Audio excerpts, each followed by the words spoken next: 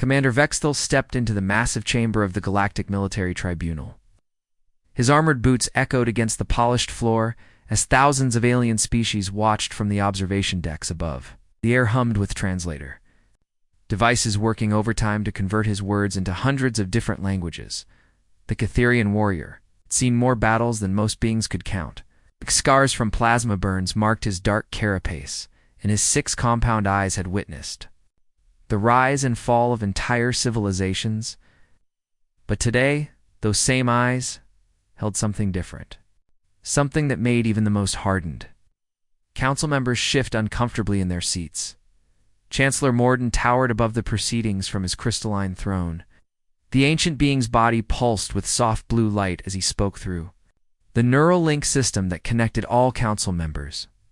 Commander Vexthal, you stand before this tribunal to provide assessment of species 2847. Designation human. Your report will determine their eligibility for coalition membership. Around the circular chamber, representatives from 47 different worlds waited. The insectoid hive queens clicked their approval mechanisms. The energy beings of Proxima Beta flickered with anticipation. Even the mechanical forge lords turned their optical sensors toward the witness stand. Vexthal S. Claws gripped the metal railing as he began. Honored Council, I have served this coalition for 4 decades. I have fought alongside the fiercest warriors in the galaxy. I have seen the Draconian Death Guard tear through enemy lines. I've watched the Silicon Crusaders level entire cities with their plasma cannons. His voice grew stronger, carrying across the vast chamber without amplification. I have witnessed the Void Hunters emerge from dark space to consume entire fleets. I have stood with the Crystal Warriors as they channeled pure energy into devastating attacks. Nothing in my military career prepared me for what I observed during humanity's trial by fire. The Chancellor's light dimmed slightly, showing his growing interest. Continue, Commander. What made this engagement different from your previous observations? Vexthal S. mandibles clicked rapidly now, the sound echoing like metallic rain. The humans were supposed to die, Your Excellence. Every combat simulation, every strategic model predicted their complete annihilation within 72 hours of first contact with the Ravager swarm. A murmur rippled through the observer galleries. The Ravager swarm was legendary throughout the galaxy. No species had ever survived their assault for more than a week. Most civilizations fell within days, yet they endured for over 2 months. Vexthal continued. When my relief force arrived, we expected to conduct burial rites and salvage operations. Instead, we found active combat zones and human forces still holding strategic positions. Council member Zephy's, a floating gas-based entity, pulsed with confusion. Impossible. Our analysts confirmed the humans possessed no advanced weaponry. No energy shields, no genetic modifications for enhanced combat capability. Vexthal's laugh was harsh and bitter. Exactly, Your Excellence. They had mining equipment converted into weapons.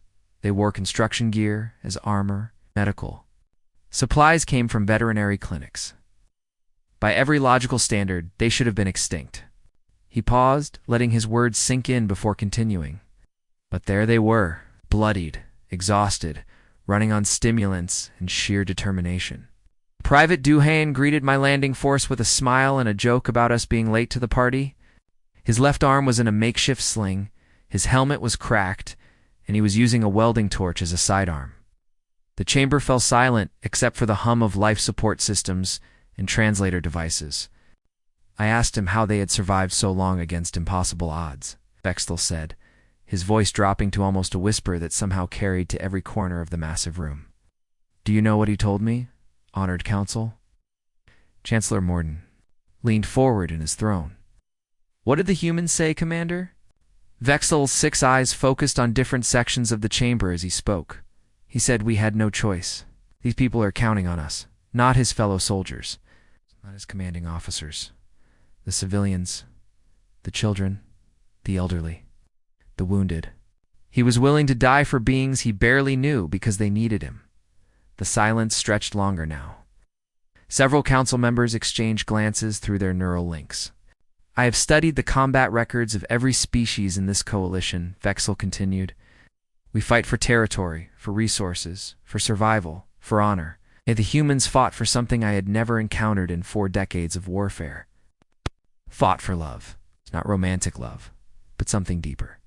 They fought because they refused to let innocent beings suffer while they still drew breath. His claws scraped against the railing as his grip tightened. That is what I witnessed at Proxima Colony, Your Excellence. It's not superior tactics or advanced technology, but something far more dangerous. I saw a species that would rather die fighting than live, knowing they abandoned those who needed them.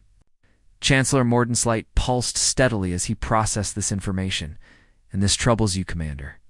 Vextel's mandibles stopped clicking. The chamber held its collective breath. No, Your Excellence. It terrifies me. The alarm systems on Vexel S. Flagship screamed through the bridge as his fleet dropped out of hyperspace near Proxima 7. What they found defied every expectation. The planet's surface glowed with the orange fires of ongoing battles, not the cold darkness of a dead world. Command, this is impossible, his navigation officer stammered, all 4 of his reptilian eyes wide with shock. The distress beacon went silent 73 days ago. Standard protocol assumes total colony loss after 48 hours of Ravager contact. Axial studied the tactical display with growing amazement. Energy signatures dotted the planet's surface like fireflies in the darkness. Weapon discharges, explosions, and most surprisingly, organized defensive positions still held across multiple sectors of the main settlement. Sir, I'm detecting over 3,000 human life signs, the sensor operator reported, his voice filled with disbelief. They're not just alive, they're actively engaged in combat operations. The Catherian commander had seen the aftermath of Ravager attacks before. The insectoid swarm moved like a living nightmare, their metallic exoskeletons deflecting most energy weapons while their acid projectors dissolved armor and flesh with equal efficiency. They reproduced rapidly, using fallen enemies as breeding hosts for their larvae. No species had ever survived their assault beyond the first week. Launch all dropships, Vextal ordered. Prepare for combat insertion. Whatever we find down there, those humans have earned our respect. The descent through Proxima 7's atmosphere revealed the scope of the battle. Entire sections of the colony had been reduced to twisted metal and smoking ruins, but defensive lines held firm around the central habitation domes.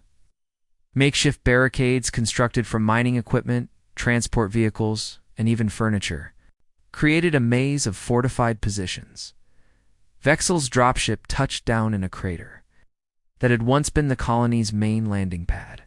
The acrid smell of battle smoke and alien blood filled his nostrils as he stepped onto the scarred ground. Plasma burns marked every surface, and the chittering sounds of distant Ravager communications echoed from the ruins beyond the perimeter. That's when he saw him. Private Duhayen emerged from a bunker constructed from overturned cargo containers and reinforced with salvaged hull plating. The young human's combat suit was a patchwork of different materials held together with industrial adhesive and pure stubbornness. A mining laser had been jury-rigged to his left arm, while his right hand gripped a projectile weapon that looked like it had been assembled from spare parts. Well, Duhayen called out, his voice carrying easily across the scarred landscape. Looks like the cavalry finally showed up. We were starting to wonder if you guys got lost on the way. Vextel approached the human, noting the way Duhayen favored his left leg and the fresh bandages visible through tears in his armor. Private, I am Commander Vextel of the Coalition Relief Force. What is your current tactical situation? Duhayen laughed, a sound that should have been impossible from someone who had been fighting for their life for over 2 months. Tactical situation? Well, Commander, we're surrounded, outnumbered, running low on everything except attitude, and somehow still kicking bug butt. Just another Tuesday on Proxima 7.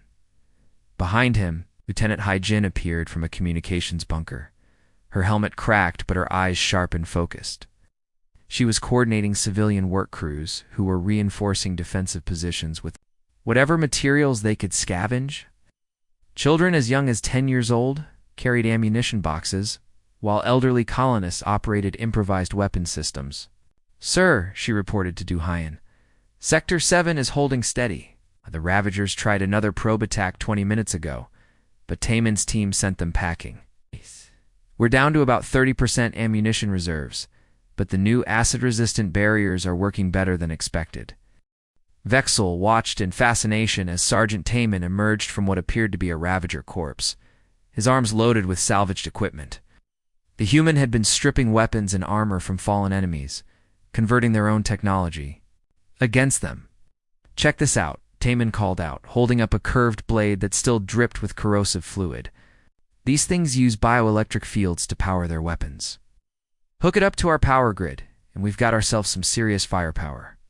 The scene around them was like nothing in Vexel's military experience. Humans who should have been dead, or evacuated weeks ago, moved with practiced efficiency through their improvised fortress.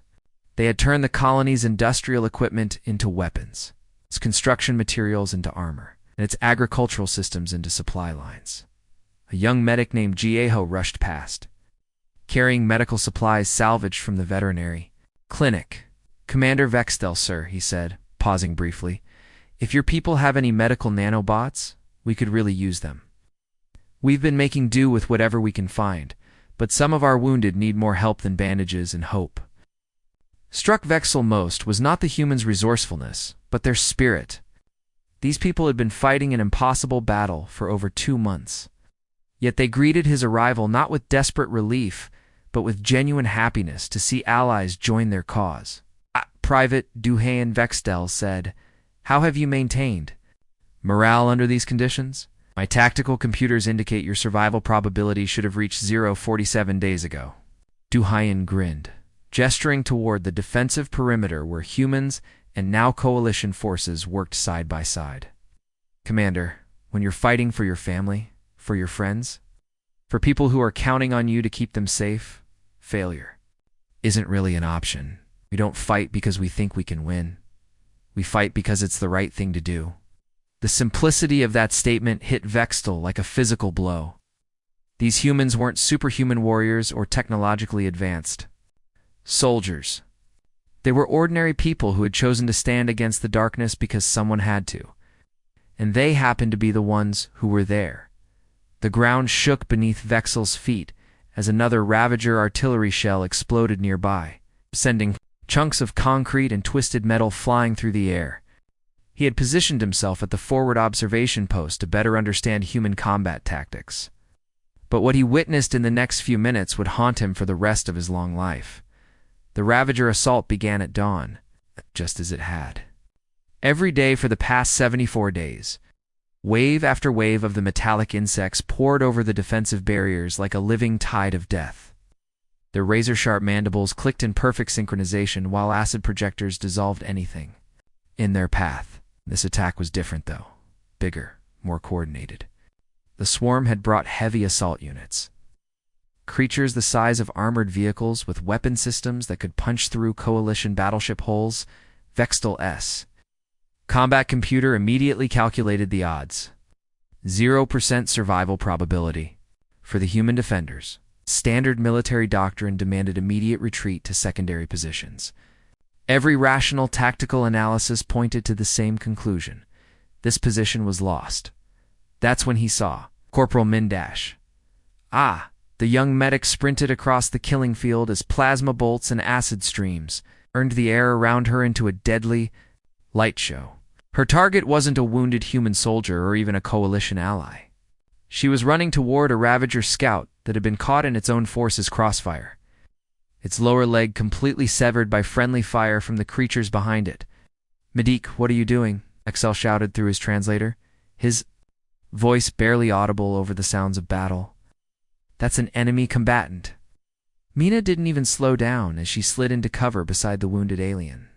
Her medical kit was already open, emergency blood-clotting foam in one hand while she worked to stabilize the creature's vital signs with the other.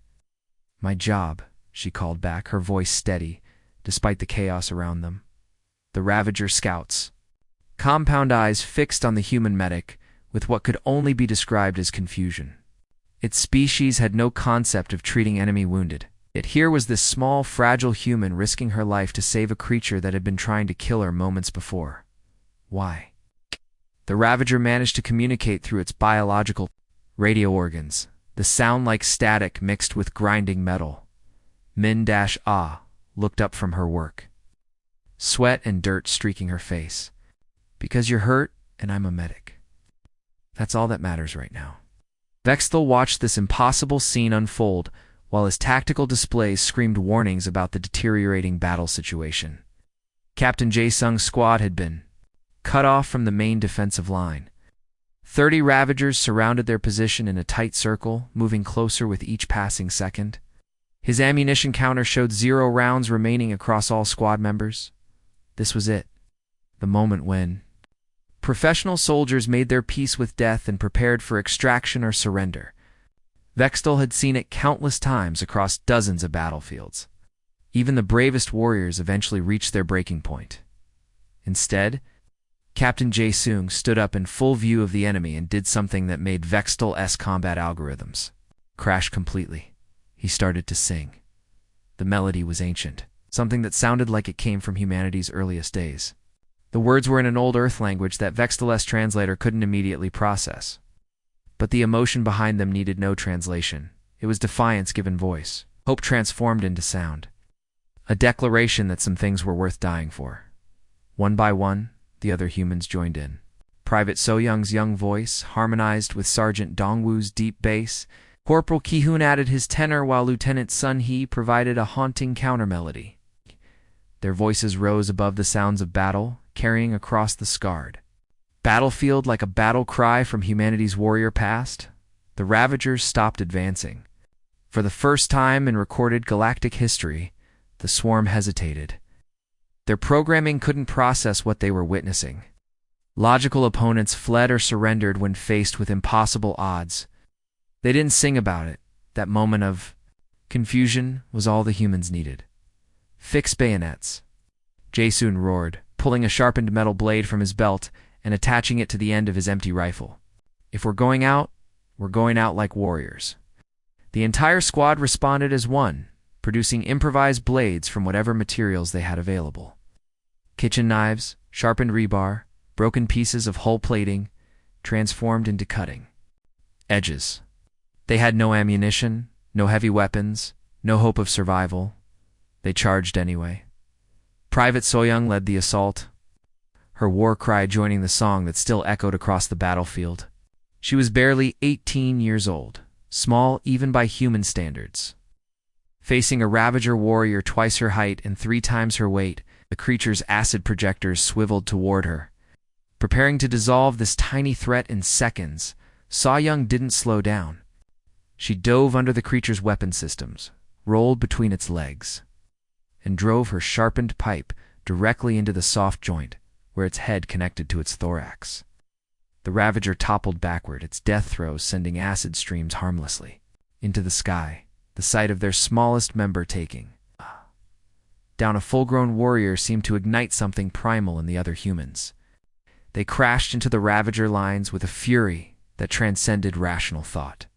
Sergeant Dongwoo wrestled a creature to the ground with his bare hands before finishing it with a combat knife. Lieutenant Sun-hee used her empty rifle as a club, shattering carapaces with each devastating swing. But it was Corporal Ki-hoon who provided the moment that broke Vexthal's understanding of warfare completely. The young soldier had been knocked down by a Ravager's clawed limb, his improvised armor cracked and useless. The creature loomed over him. Mandibles opening to deliver the killing bite, Ki-hoon looked up at his approaching death and smiled. Actually, smiled. Then he pulled the pin from his last grenade and embraced the Ravager in what could only be described as a hug. The explosion took out 3 more enemies and cleared a path. For his squad mates to advance, these weren't soldiers anymore. Vexthal realized. They had become something else entirely, something his species had no word for, something that existed beyond the boundaries of military science or tactical doctrine. They had become legends. The sky above, Proxima 7, turned sickly green as the Ravager. Mothership descended through the clouds. Vexthal had never seen one of the massive bioships this close before. It stretched nearly 2 kilometers from nose to tail, its organic hull pulsing with bioluminescent veins that carried nutrients too. Weapon systems grown rather than built. Commander, his tactical officer reported, voice tight with fear, the mothership is deploying dispersal pods. Bioscan indicates Class 9 neural toxin. Recommend immediate evacuation of all coalition forces. Vextel felt his own heart skip a beat. He had read the classified reports about Ravager fear gas. The bioneural toxin was their ultimate weapon. A genetically engineered horror that triggered primal terror responses in every known species. Victims became paralyzed by their own fear, unable to move or think clearly while the swarm closed in for the kill. All units prepare for chemical attack, he broadcast to his forces. Emergency breathing apparatus, full seal protocols, medics. Prepare terror response treatments. The dispersal pods burst open 300 meters above the battlefield, releasing clouds of pale green gas that drifted down like toxic snow. The effect was immediate and devastating. Vexel Escatherian warriors dropped their weapons and curled into defensive positions, overcome by fear so intense it bypassed conscious thought. His reptilian scouts began shedding their scales in panic, while the crystalline engineers' bodies went completely dark as their neural networks shut down. Even Vextel, the decades of combat experience, felt the terror creeping into his mind, like ice water in his veins. Ancient predator avoidance programming kicked in, screaming at him to flee, to hide, to find the deepest hole possible and never come out.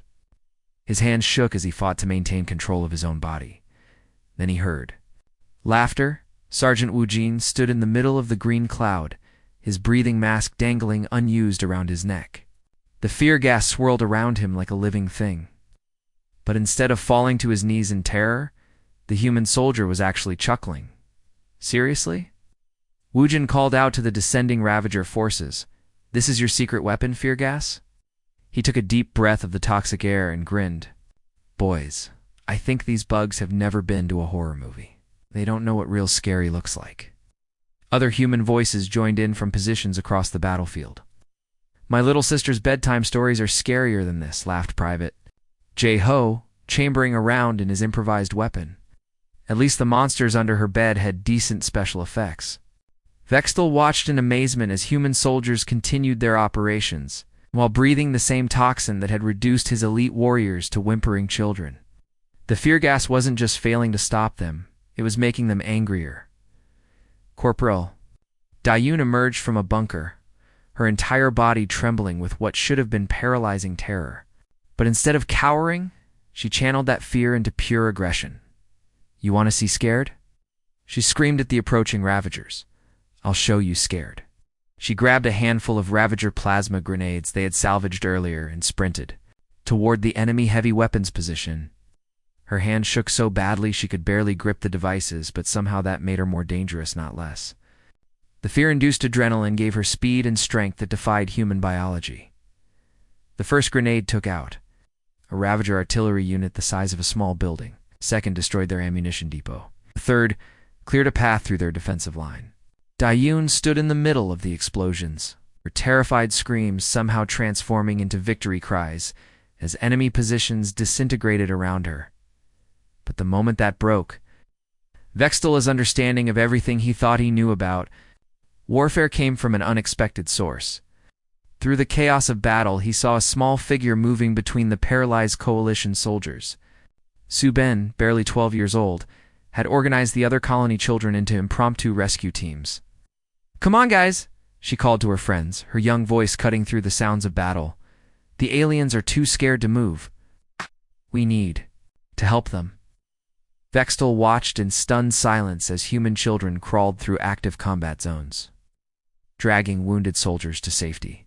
They had no weapons, no armor, no training. They should have been the first victims of the fear gas, reduced to helpless panic by toxins designed to target the most basic survival instincts. Instead, they were saving lives. Su-Ben reached Vextel's communications officer, a Catharian warrior named Kexvar, who stood frozen in place, his weapon fallen to the ground. The massive alien towered over the small human child, but Subin didn't hesitate. She grabbed his armored hand and began pulling him toward the medical station. Don't worry, big guy, she said, her voice gentle despite the explosions going off around them. The scary stuff can't hurt you when we're together. My mom always says that's how you beat the monsters. You don't let them make you feel alone. Kexvar's paralyzed eyes tracked down to the child, and somehow, incredibly, his terror began to fade. Not because the toxin was wearing off, but because this tiny human's courage was stronger than his fear. Lieutenant Colonel Dong Wu appeared through the smoke, leading what could only be described as the most unlikely military force in galactic history. His assault team consisted of wounded soldiers hobbling on makeshift crutches, elderly civilians carrying hunting rifles, and teenagers hauling ammunition boxes that weighed almost as much as they did. "All right, people," Dong Wu announced, his voice carrying easily across the battlefield. "Time to show these bugs what happens when you mess with our home. Kids, stay behind the grown-ups, but keep those supply lines moving. Civilians, aim for the joints where their armor is weakest. Soldiers, you know what to do." The Ravagers had faced every type of military force in the galaxy. They had calculated responses for professional armies, automated defenses, and even desperate last stands by cornered warriors. But they had never encountered anything like this ragtag group of humans who treated their ultimate weapon like a minor inconvenience. What followed was less a battle than a rout.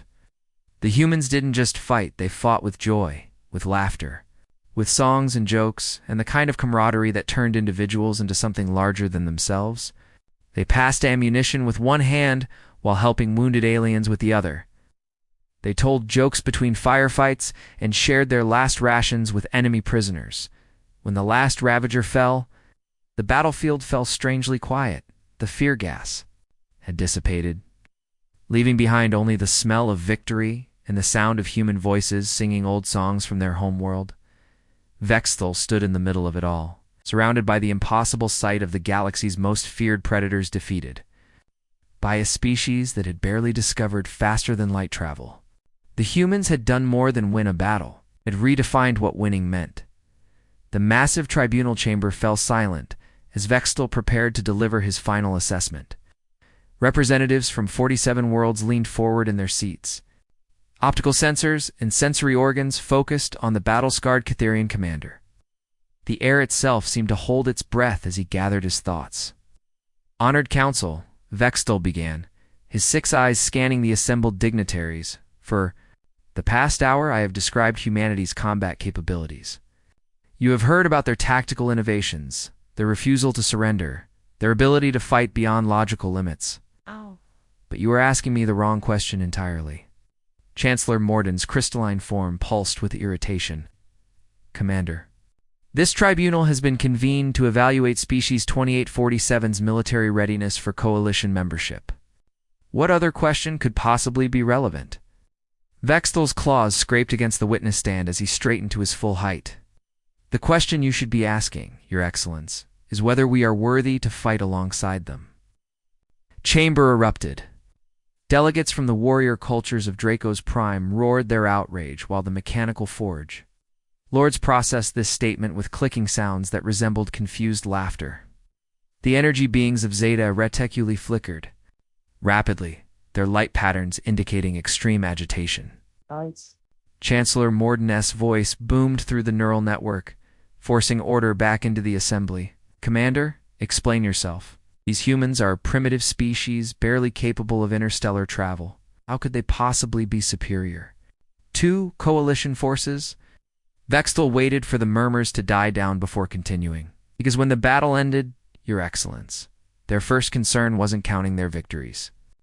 It was counting their wounded. All of them, including the enemy." He activated his tactical display, showing footage from the aftermath of the Proxima 7 battle. The holographic images filled the air above the chamber floor, displaying scenes that defied military logic, "Observe," Vexthal said, pointing to the recordings. The moment the last Ravager weapon fell silent, Medic Mina was already moving between the fallen enemies, applying the same medical treatments she used on human casualties. She worked for 18 straight hours, treating creatures that had been trying to kill her the day before. The footage showed the young medic kneeling beside a wounded Ravager, carefully cleaning acid burns while the creature's compound eyes watched her with what could only be described as amazement. Other humans joined her, sharing their limited medical supplies with beings that every military manual classified as irredeemable threats. Captain Jaezung distributed the colony's remaining food rations equally among human survivors, coalition forces, and Ravager prisoners. Vexthal continued. When I asked him why he was feeding the enemy, he looked at me as if I had asked the most ridiculous question in the galaxy. They're hungry, he said. Nobody should have to be hungry. The display shifted to show Captain Jae-sung sitting cross-legged in a makeshift prison camp, sharing a meal with a group of captured Ravagers. The insects, creatures that had never experienced mercy from any species, tentatively accepted the offered food while human children played nearby. Council member Zephys pulsed with confusion. This behavior indicates severe psychological damage. Post-combat stress often manifests in irrational compassion toward enemies. That's what I thought initially, Vexthal admitted, until I witnessed what happened with the hatchlings. The holographic display changed again, showing a scene that made several council members recoil in shock.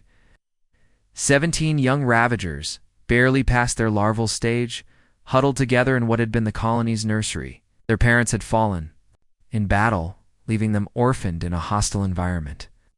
Standard military protocol demanded their immediate termination, Vexthal explained. Ravager young are considered too dangerous to contain, too aggressive to rehabilitate. Every species in this coalition would have eliminated them without hesitation. The footage showed 12-year-old Subin approaching the frightened hatchlings, her small hands extended in a gesture of peace.